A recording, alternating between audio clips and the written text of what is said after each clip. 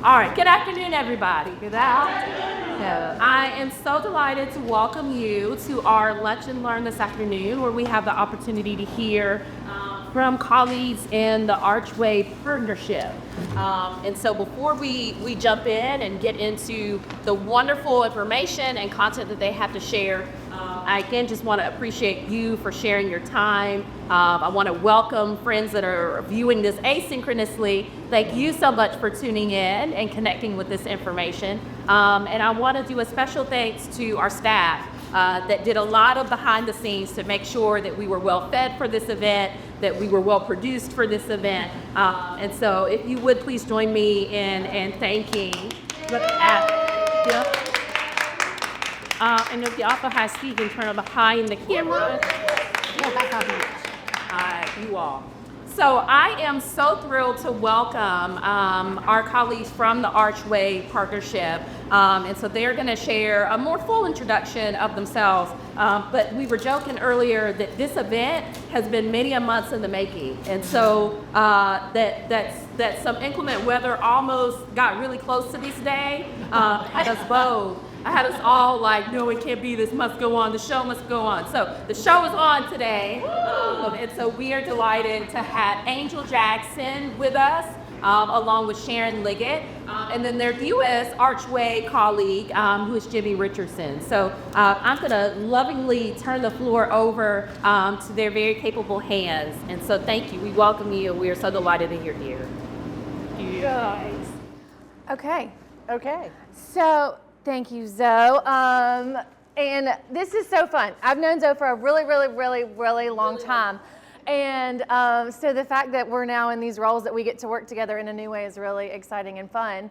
And so I'm Angel Jackson with the Archway Partnership.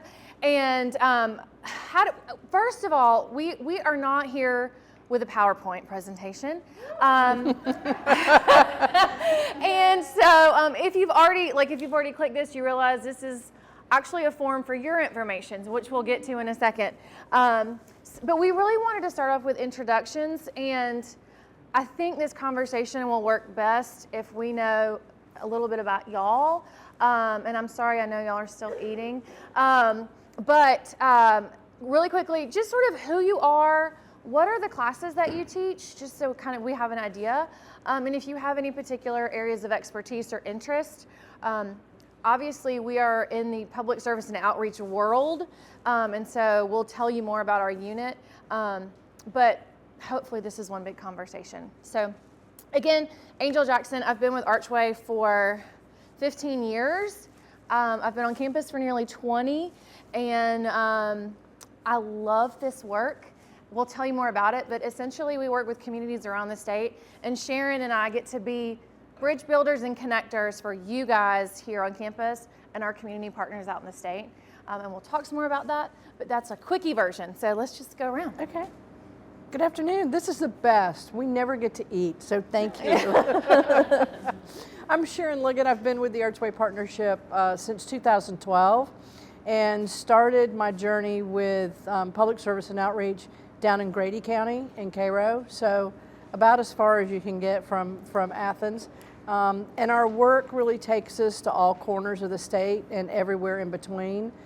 Primarily, our communities are rural.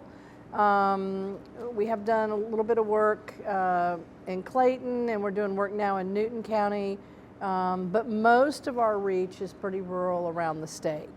So it's great to have you all here, and we love what we do, and we love building partnerships and collaborations with faculty across campus. So, stand up to see everybody. I'm Jimmy Richardson. I'm the newly appointed career manager for Look at Georgia. I'll probably share about that a little bit later. It's fun to be back over at the School of Social Work. I was actually the career consultant for the School of Social Work, SPIA, and the Franklin Social Sciences from 2001 to 2009. So if you were in that period, a student or a faculty member, I would have rubbed elbows. I don't recognize any faces, but it has been 15 years. So I'm back now at Archway, running a rural internship program. I'm excited to share a little bit more about that with y'all. thank y'all. I know it takes a second, but hopefully that's helpful for y'all in case you don't know something. But for us, because we work with sort of all the schools and colleges on campus, right, sometimes it's helpful to know so we can adjust our speech accordingly. So I'll kind of kick us off and then pass the ball over to Sharon. So I'll just talk broadly. So we gave you all, and if you don't have it, we have more. This is our little one-pager, which we bring because it has a map, which is really sort of the most helpful part of all of this. So the Archway Partnership is a public service and outreach unit. We are approaching our 20th anniversary. So this is our 20th anniversary that we were started as a pilot, actually, in Moultrie 20 years ago. And the idea really was that there are all these schools and colleges on campus. Really and truly only, College of Ag and Family and Consumer Sciences had a direct outreach component, i.e. through extension agents. So how can we help facilitate, right, connections for all these other schools and colleges on campus out to different parts of the state? So as you'll notice, we are not in Athens, Clark County. We are not in Atlanta proper. We really aren't even in Atlanta Metro. That's intentional. Obviously, if faculty want to work in Athens, we are here, right? And that connection is very strong and has been forever. So that need is already being met. And Atlanta Metro has resources out the yin-yang, resources being staff, practitioners, money, whatever that might be, right? So there's 159 counties, though, in the state. There's a lot of need, right? And so the idea was, okay, let's go to a community, talk to the leadership, talk to the citizens of that community, have them tell us what's important, have them tell us what are things that they wish that they could do that they maybe didn't have the capacity or the resources to do, and then let's figure out if we can match that need, right? We are the land-grant institution in the state. How can we do that? And so that was an experiment that started 20 years ago. Thankfully, it somehow worked out, right? All the stars kind of aligned, and here we are 20 years later. So as you can see from the map, wherever the county is red, and actually we're missing our newest community is, oh yeah, I have extra maps. There you go. Thank you. Sure.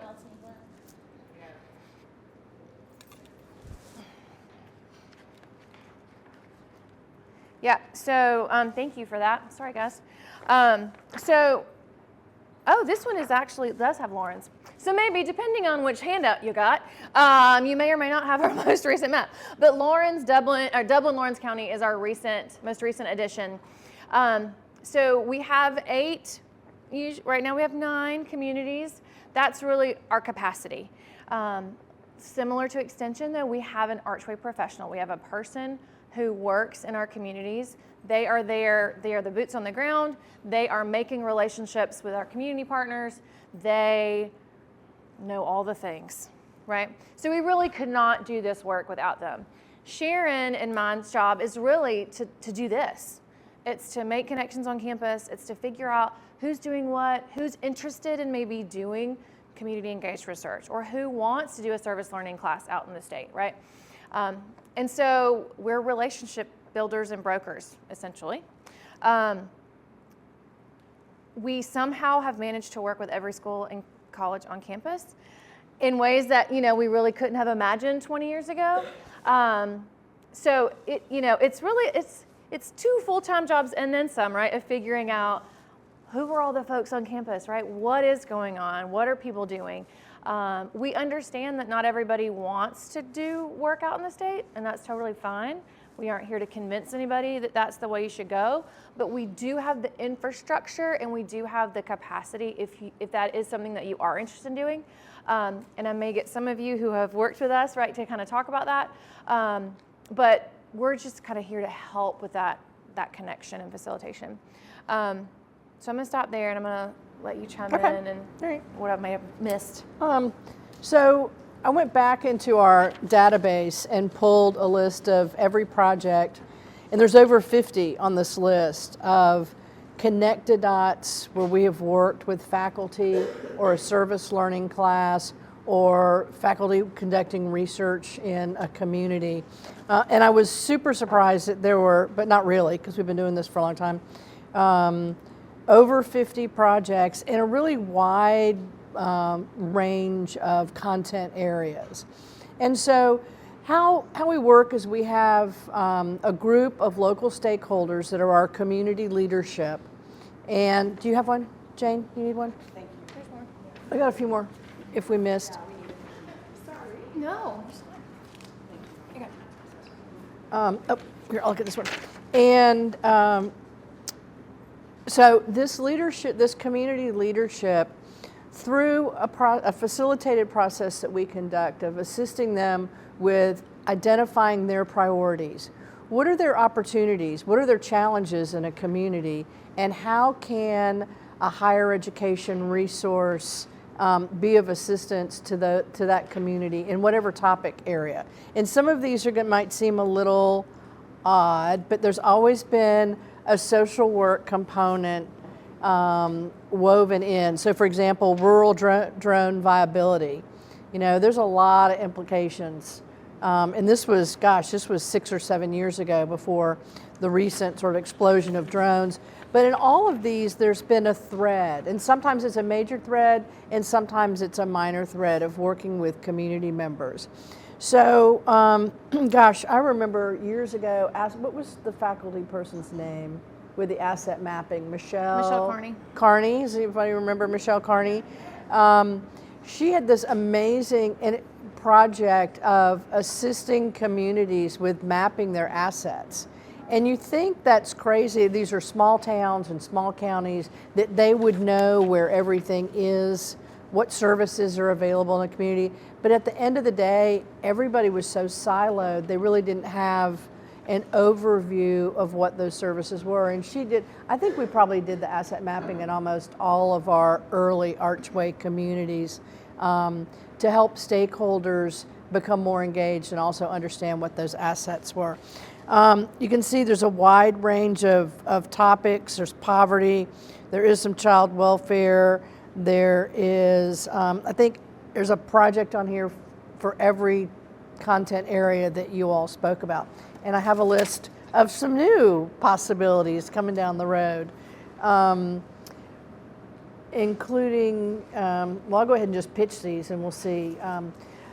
Community, sort of back to Michelle's asset map, communities are now looking for what are all of the wraparound services that deal with children and youth in a community.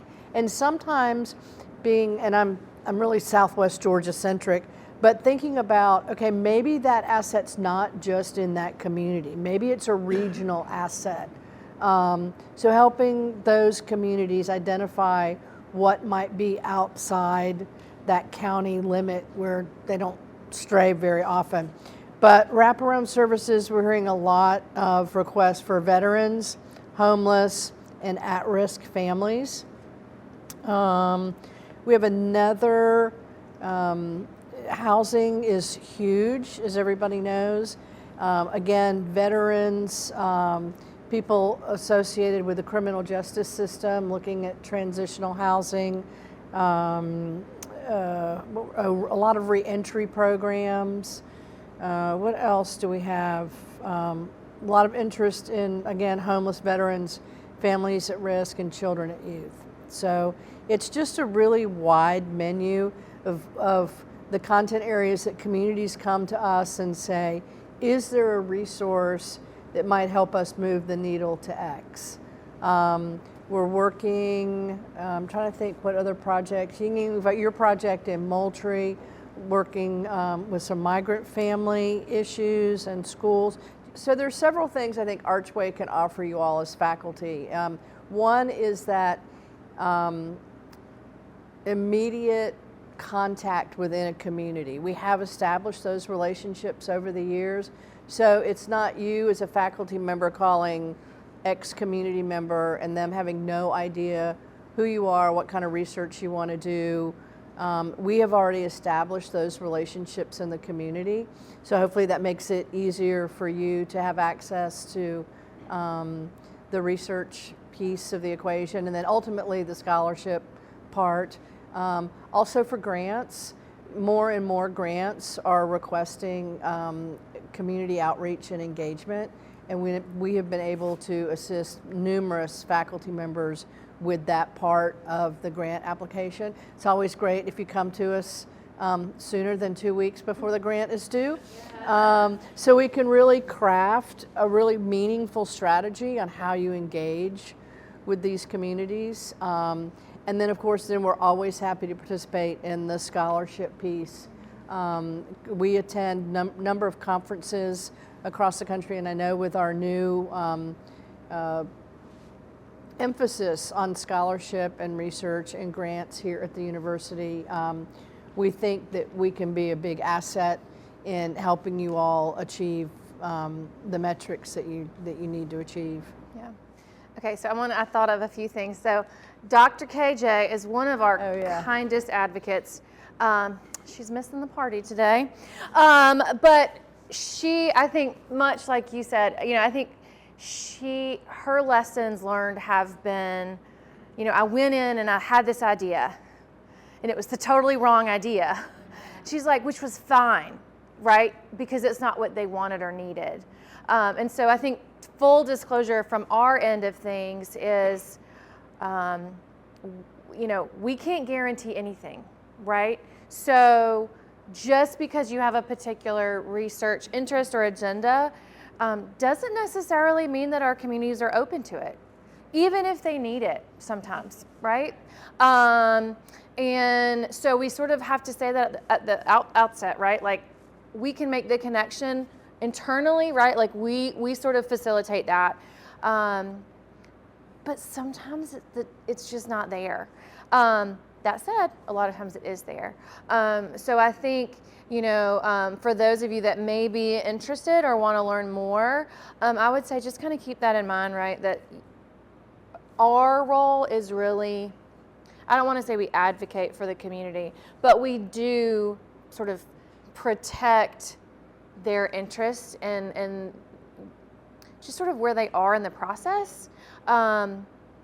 We see it change, right? So when a community starts, the projects that they identify and the things that they work on are very different than once they've been in the partnership for a long time. So right now, we have like Hart County, Washington County, Pulaski, Colquitt. They've been doing this 15, 16, 17 years. And they're dealing with poverty, and they're dealing with mental health, and they're dealing with things that they could not touch with a 10-foot pole, right, when they started, because they didn't have the trust in the community. And so listening to, a lot of you like, gosh, there's we need to talk offline, because there are some projects that are happening and some work going on in our communities that's taken us 15 years to get here, but now they're really cooking with gas, right? And I think there's a lot of opportunities, depending on your expertise, for folks to get involved. So I think that's one. Our connection started with the Rural Engagement Faculty Workshop Series. So I'm going to make a quick plug if anybody's interested. That is an initiative that really came out of the Provost office, but Public Service and Outreach runs it. So we actually are starting a new cohort in a few weeks, but this comes around every year. So we're happy to share additional information. But if you Google it, it's on I think somebody's website, PSO's or the Provost website.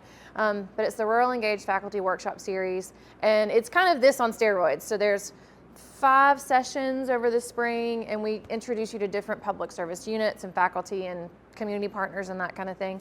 But yeah, also to Sharon's point about grants. We do have faculty sometimes that show up and they just expect we're going to partner with them on a grant application. And I think, again, while we would love to, realistically, that's maybe not feasible. And secondly, again, if the connection just isn't right, we just can't go down that road. Yeah, it's got to be a win-win. We want it to be a win-win for the faculty, that you get what you need for your research and scholarship, but it also has to be the right fit for the community.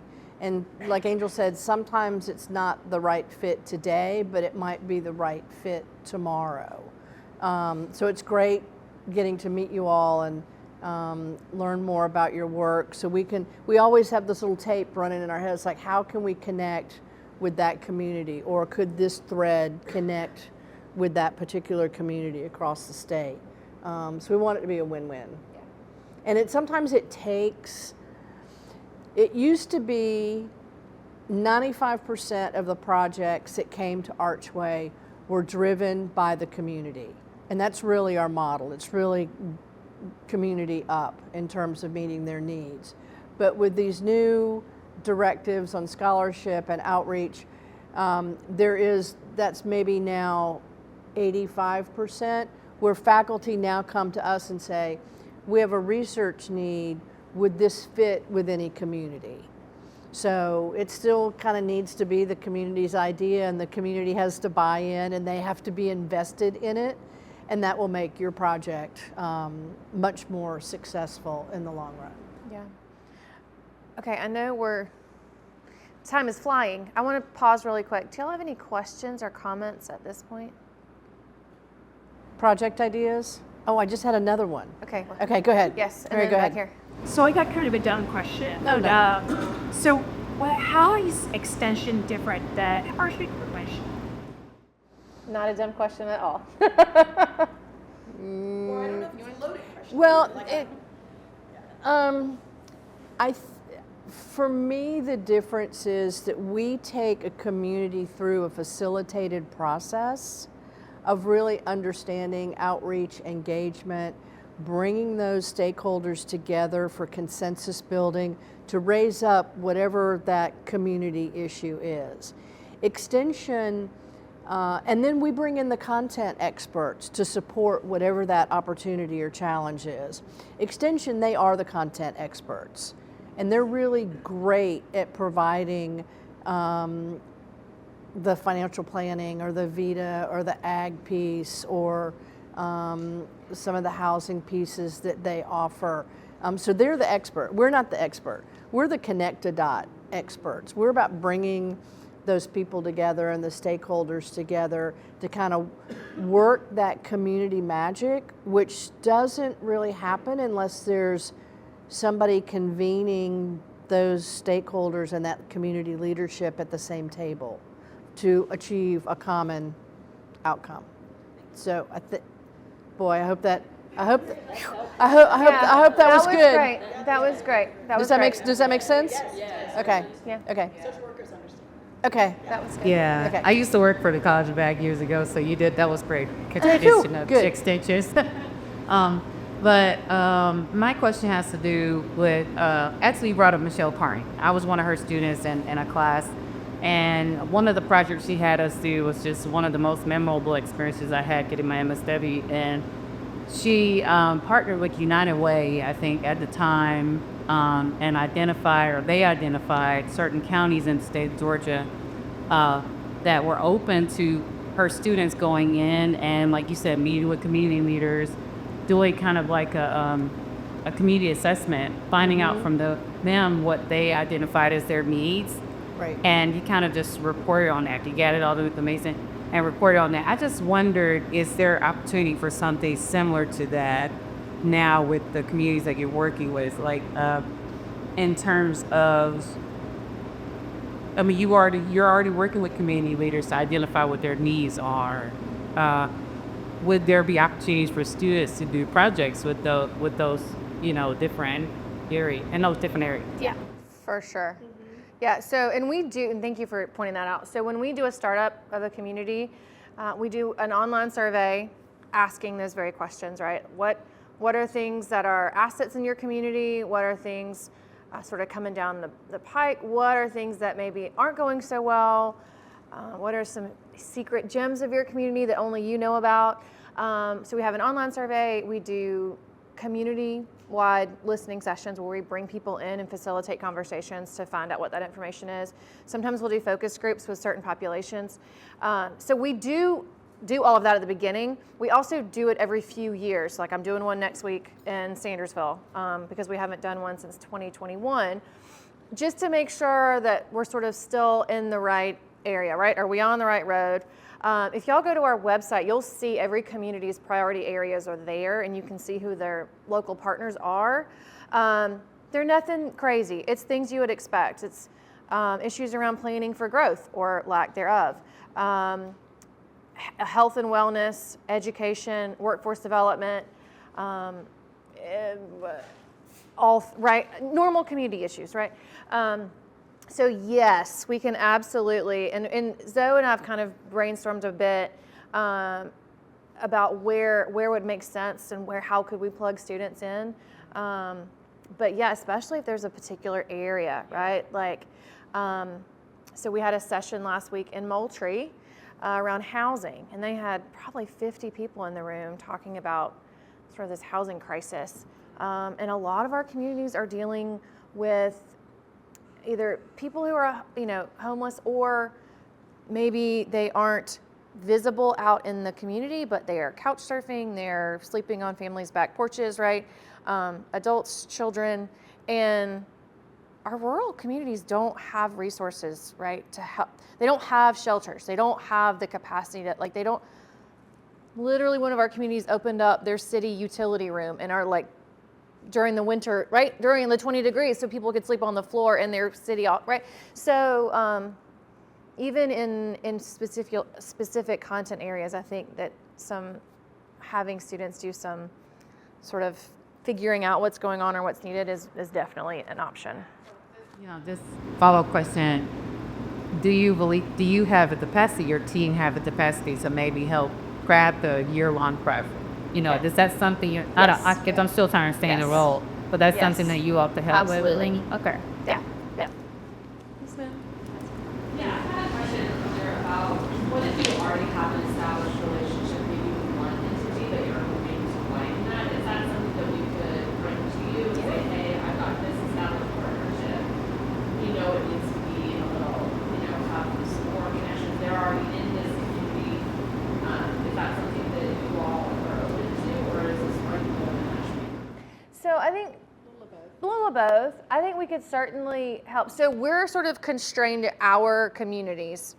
That said, I think we have, we've got years of experience in different people who are happy to sit and talk with you and think through either strategies for expanding, or if you are interested in any of our communities. We also have a new program called Connected Resilient Communities, called CRC, and that's a whole nother set of communities. So again, it's on our website, and I have a couple printed maps. So if you go to our website and you see our communities, from the Archway standpoint, they're pretty standard, right? They're long-term and they're stuck, but the CRC ones are a whole nother set. So there may be some of those might align too. So what else? I was just going to say, we're happy to brainstorm. Yeah. I mean, we've kind of been maneuvering through community work for a long time, and sometimes back doors are great.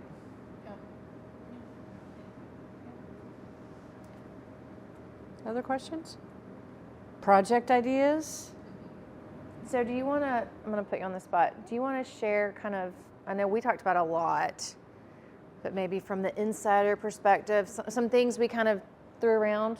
Yeah, so, a service learning fellow this academic year, and in addition to that the work that I'm doing with our practice and research clinic Bridge, I really had been in a space of reflection and consideration about how we continue to offer really dynamic, innovative, and cutting edge experiences for our students to be in community. And so, I'm so grateful for you all's presence and being here so that we can get the research piece as well, but we want to have strong research connections with scholarship in communities, and we want to have strong practice connections and exposure experiences for our learners. And so one of the things that I've really been sitting with and considering is how do we plug our students in community-driven ways in our base structured academic. The semester goes like this. We start and we stop. And then there's spring break. We're planning for practicums now for next year. And meanwhile, really dynamic things happening within communities that are fine kind of places and spaces for social workers to be where we need to be. And so I don't know, I've been thinking a lot from as we think about how the rigid kind of structured pieces of our curriculum, how do we allow a component in some way that can be a little bit more fluid that students can plug in? And so that's what I've been meditating on a lot. And, I'm gonna take this opportunity to be on the spot to share, like, ideally, like one of my kids' visions is that instead of just having one agency that you do for your specialization practicum, maybe you have 3 different experiences that's led by a faculty member, but that you get then an opportunity to see one community issue in multiple community spaces, right? Like, and so I'm just thinking, our structure and our curriculum is set very intentionally, very thoughtfully, and we've got these dynamic kind of opportunities. And I think the beauty and power of Archway is you all's stability in the communities, because the last thing we all know we want to do is be in and out and just not show a level of commitment and respect and honoring our neighbors.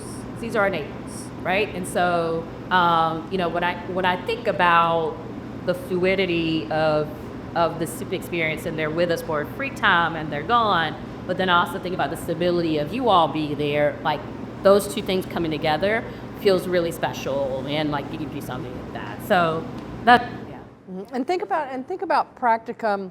I remember somebody called me like with their hair on fire during COVID because they had to do clinical placements, and everything had fallen apart. No, it was not you. It was not you. And so and this sort of leads into what kind of Jimmy's sort of a new direction we have is working with students who come from those rural counties. So if we're thinking about places, maybe it doesn't have to be here, maybe it could be something in their home community. Maybe it's Moultrie or Dublin or Hawkinsville or Sandersville, where that student is from, because one of the evil plans is to encourage those students to return to those communities. Well, then that's very much in alignment with our MSO online for shifts around the states that are doing this program in their home community, and they will do a practicum in their home community. And so, this becomes a web network of being really strategic and making sure that we are able to have presence in our rural areas and support those students that have already raised their hand to say, I care about, social work, I care about my community, I'm getting this advanced degree to be more informed and better in my practice, and this is where I want to be.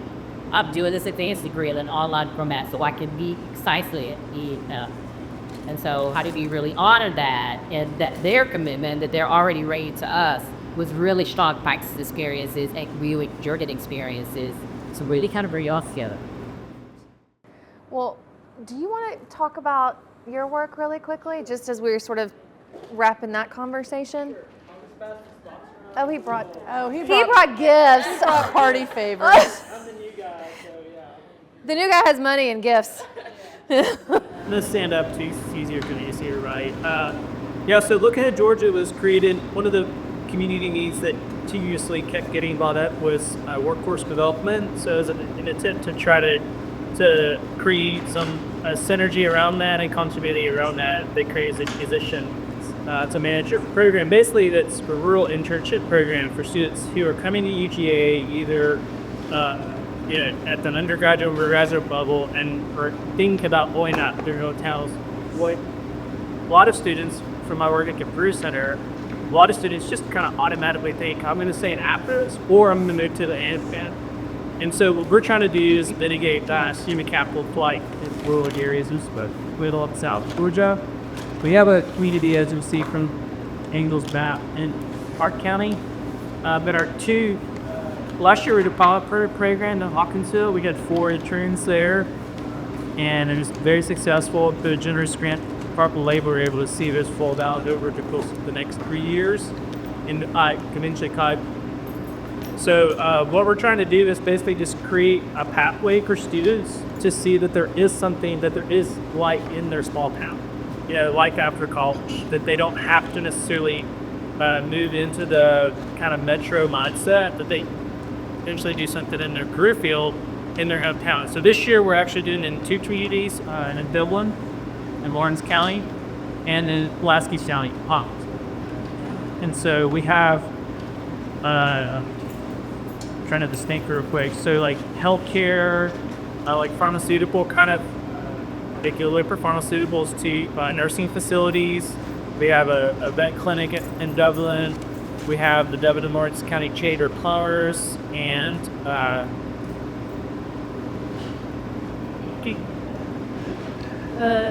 Curry Companies. It's like a kind of a collective of different companies: real estate, storage, property management, insurance. This one gentleman in Dublin is a kind of innovator with business who's created stuff. He built Curry Companies. So it's in Dublin, and then the four in Hawkinsville are an accounting firm.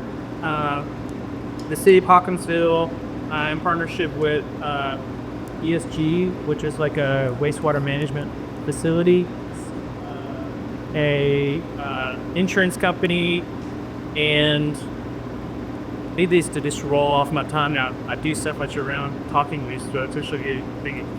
But none are in the social welfare, social care system. So I'd love to see the bird grow.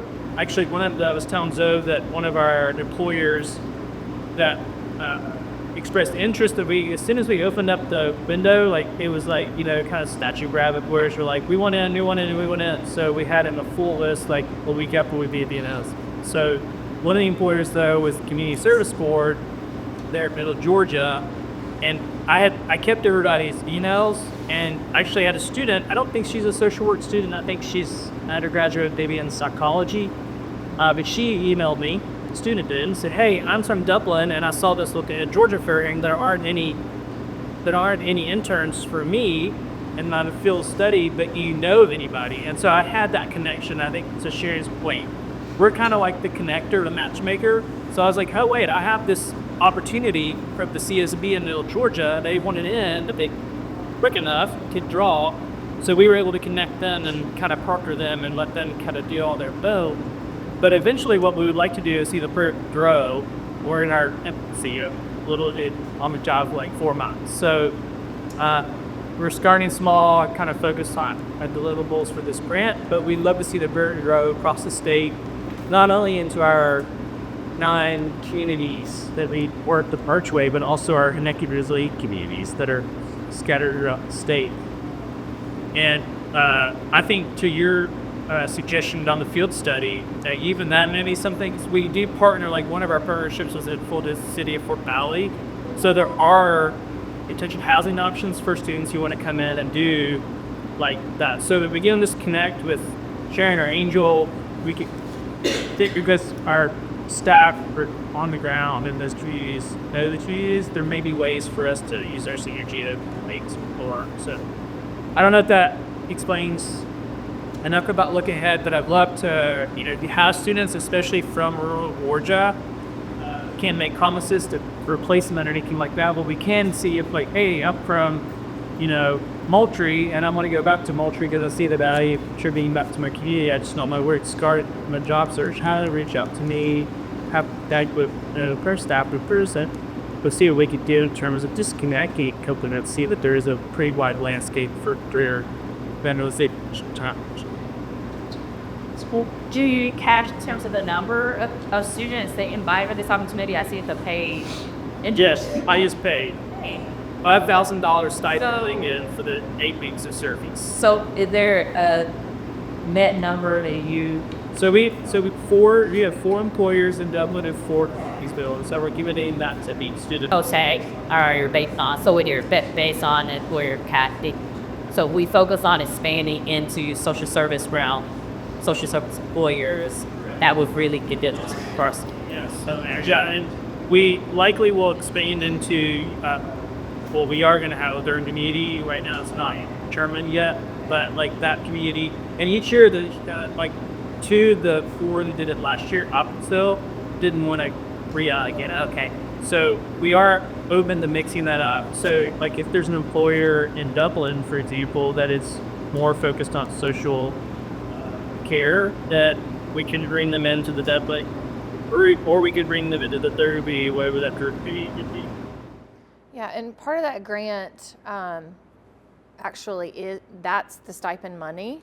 So our hope is that we get this program going, employers see the benefit, and when our piggy bank runs out, they will employers will step step in and fill it. And then really, at that point, hopefully the reputation will be such that if there's 20 employers that want to, ultimately they're going to be paying them anyway. So, yeah. We modeled it after a program that we counted Texas, Texas, trying to get students in the years Texas, but also back to the Big East and East to West Texas.